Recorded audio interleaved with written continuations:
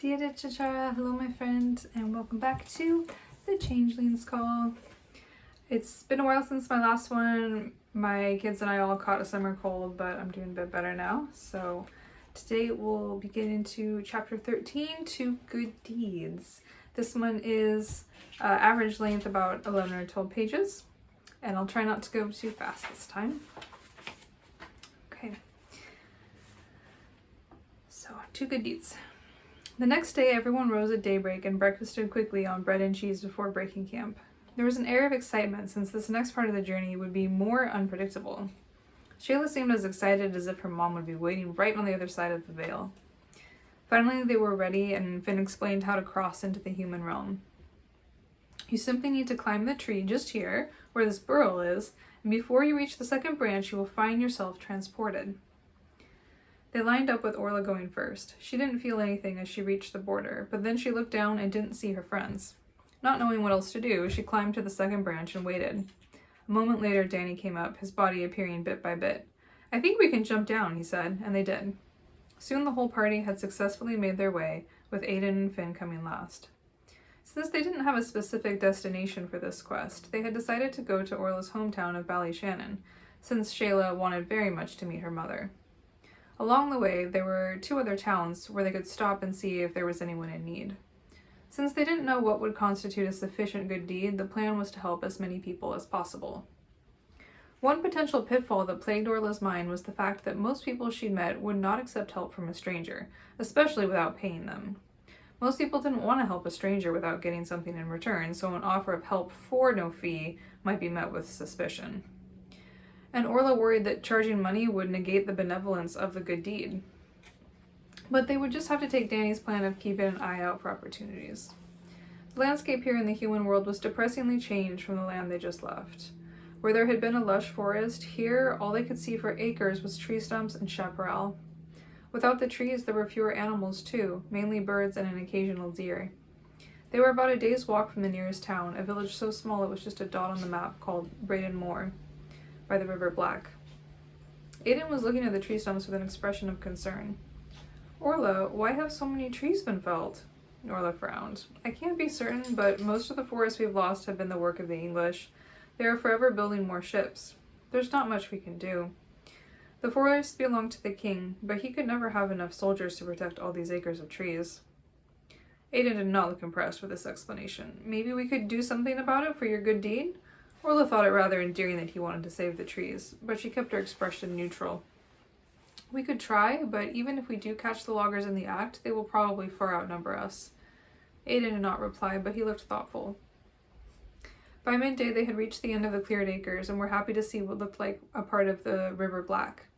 They decided to take a quick break on the river bank. It had turned into a fine summer day, and the blue sky was reflected in the river over which dragonflies zoomed about. The water was so clear you could see the smooth pebbles that made up the riverbed. Even in the human realm, it was a beautiful land, Orla thought. Blackberries rambled near the water, and Finn only had to ripen them a little before harvesting some, which they ate along with some bread and peppered goat cheese for a fine lunch. As they ate, Orla tried to explain what a large sailing ship looked like to Shayla and Aiden, who had never seen one. Shayla understood the sails, but couldn't understand how the whole thing didn't just sink under the weight of people and cargo, and Orla didn't quite have the scientific vocabulary to make it make sense. Also, she had only seen them, never boarded one. According to their map, they could follow the river north and they would eventually get to Braden Moor, and the group was happy to stay along the river because it was easy traveling. Before long, they started to see some signs of humans. Footpaths near the water, animal traps, and some recent footprints. Eventually, a group of small clay huts came into view about 30 yards from the river. For a town that seemed built for 24 families, it was very quiet. So quiet that Orla wondered if it had actually been abandoned, but as they drew closer, they heard the cry of a baby. Aiden donned his human disguise, and Finn did his disappearing trick. Now they looked like a party of 2 young men and 2 young women. As they approached the first hut, a girl of 9 or 10 years came out and looked at them curiously. She was barefoot and carrying a wooden bucket. Orla decided to try to get some information from her. "Hello, I'm Orla. We're just travelers passing through. What's your name?" At first, it seemed she was too shy to talk, but her curiosity in the newcomers went out. "I'm Sarah. I'm going to get some water. You can have some, but if you need food, we don't have any to spare." "I'll walk with you," Orla offered, and the child nodded. She turned toward her friends, and spoke softly so Sarah couldn't hear. "Stay here and see if there's anything we can help with." She joined the girl, who seemed happy to have some company on her walk. "Can you tell me why your village is low on supplies? What happened?" Sarah sighed like a much older person. "The men have all gone to hunt for more food. We're fishing folk. We had small wooden boats and traps to catch the salmon. We had stores of dried fish. The raiders came and took everything, even our traps. It will take some time to make new traps and boats, and we already missed the big important salmon season this year." Orla's blood boiled, thinking of the group of raiders that had come after Danny. "That's terrible. I'm so sorry. But I'm sure your parents will do everything they can to restore your equipment and find food. Maybe my friends and I can help too. Everything will be okay." Suddenly the girl's eyes filled with tears. "Not everything. We didn't have enough to feed my dog anymore. His name was Connor. My dad took him into the woods to fend for himself, but he came home. He had to beat him the second time so he wouldn't come back. Now he probably thinks we don't love him anymore." Orla felt devastated for the girl's loss and furious at the same time. "I'm so sorry. I may not be able to find your Connor, but I'll try. And my friends and I will find a way for you to restore your food stocks." Sarah looked doubtful, but a little hopeful as she filled her bucket with water. "I hope you can, miss, but I don't see what can be done for us now." They walked back, Orla thinking desperately of ways that they could help the village. She wondered if the stolen goods might be taken back from the raiders, if they hadn't gone too far away. If that didn't work, maybe they could employ some magic to catch or grow some food. As they came back into view of the shacks, Orla was surprised to see Shayla with her arms wrapped around a woman who was sobbing into her shoulder. Shayla looked like she was holding back tears herself. Danny looked furious, and Aiden was nowhere to be seen. "Do you think it was the same group of raiders, Danny?" He frowned. "It's hard to say. They say this all happened nearly 2 weeks ago. They left on the boats, so they could be miles away by now. Aiden went to check if there's enough fish in the river to make it worthwhile to make them new traps." "All right," said Orla, "let's meet up with him and brainstorm solutions." So Shayla gently broke away from the crying woman, and they returned to the river, where they saw Aiden on his knees with his hands wrist deep in the water and his head close to the water. Before Orla could ask what on earth he was doing, she noticed a fish right next to Aiden, who seemed to be making eye contact with him. She watched surprised until the fish finally swam away and Aiden stood up. "He says there are some fish here, but not a lot. The salmon have already passed for the year." A handsome black cat jumped down from a tree. To everyone's surprise, it spoke with Finn's voice. "It may be that I have an idea." "Finn!" exclaimed Danny. "I didn't know you could do that. You should have said." Aiden just laughed, and Finn the cat looked rather smug. "Old Finn has many a trick up his sleeves you lot have not yet seen. Anyway, it looks like replacing the fishing gear may not be a very big help to these folk. What if instead we help them grow some food?" Danny shook his head. "That will take too long, and it's late in the season to be sowing crops besides." Sure, but it's not too late if you can speed things up a wee bit. I have some seeds that respond exceptionally well to my plant magic. We can grow whole fields of oats and strawberries overnight." "Finn, that's brilliant," exclaimed Orla, "but will the people trust it? You know how people fear magic." "They might think it's cursed." They all fell silent for a moment, thinking. "Well," mused Danny, "what if we're just honest about it? We tell them that we have some seeds that will grow very quickly, and all they need to do is water the plants." Orla thought about the fact that she'd seen no crosses in the village. They might be one of those villages who kept to the old gods. "Maybe if we frame it as a gift from Sacelos, they will be more accepting." Danny nodded. "I think that's our best route. And even if they're still wary, it's hard for a starving person to see food and not eat it."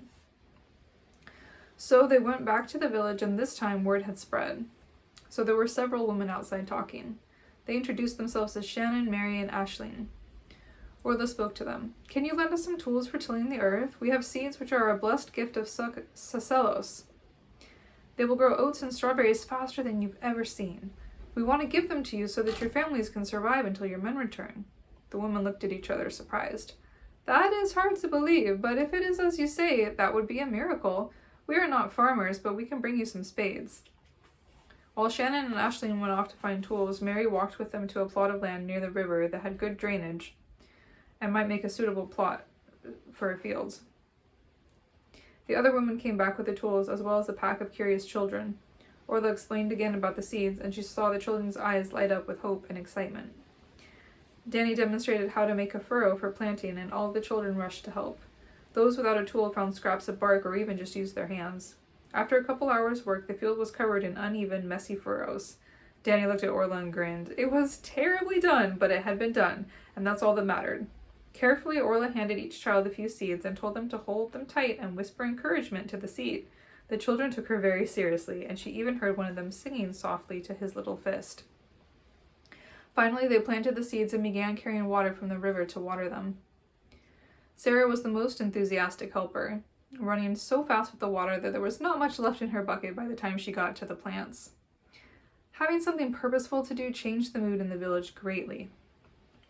Even after the planting and watering were all done, the children stayed, collecting sticks to make a fence around the fields, already thinking of hungry deer trying to get their hypothetical plants. When there was nothing left to do, Danny and Shayla engaged the children in a game of hide and seek. As thin and ragged as they were, their smiles made them seem hale. Orla hung back, thinking about the lost dog. Finally, she made up her mind to go and look for it. She casually told the cat she was going for a walk and tried to slip away without anyone noticing. "Where are you off to?" Aiden quickly ended her attempt at stealth. Orla sighed. "There's a girl named Sarah whose heart is broken over her dog. They ran it off when they ran out of food. I want to find it for her." "Orla, don't you think that will be like looking for a fish in the ocean? You don't even speak canine, or do you?" What? Do you speak canine?" she asked, incredulous. Aiden shrugged modestly. "Once you learn one land mammal language, it's easy to pick up the others. Language is kind of my thing. I like talking to trees, too. They don't say much, but what they do say tends to be very deep. Dogs are fun, too, though. They tell vulgar jokes. But they're the opposite of trees. They won't shut up." Orla was intrigued. This seemed a very useful skill, one she would like to learn. "What about cats?" Aiden laughed. "You never know with a cat. Some are friendly and chatty, others will give you the cold shoulder. I once met a cat who would not stop bragging. He told me he could kill me in 30 seconds if he wanted to. But they tend to be clever and sometimes wise." Orla remembered what she'd resolved to do. "Well, do you want to help me? Because I'm going to try to find that dog. I said that I would." "Yes, of course," Aiden said with a smile. "The action seems to always be where you are, and I'd hate to miss out." Orla rolled her eyes. "Hopefully this won't be too exciting. You just find the dog and bring him back. Can you call out to him? His name is Connor." "I can try." "Ark!" Orla laughed, but she was impressed. He sounded just like a friendly dog. They walked deeper into the woods. When they saw a grouse, Aiden asked if it had seen a dog. It replied that it had seen one yesterday, and that it was a very thin and sad-looking wretch of an animal. Encouraged, they kept going, this time in the direction of where the grouse had seen the dog.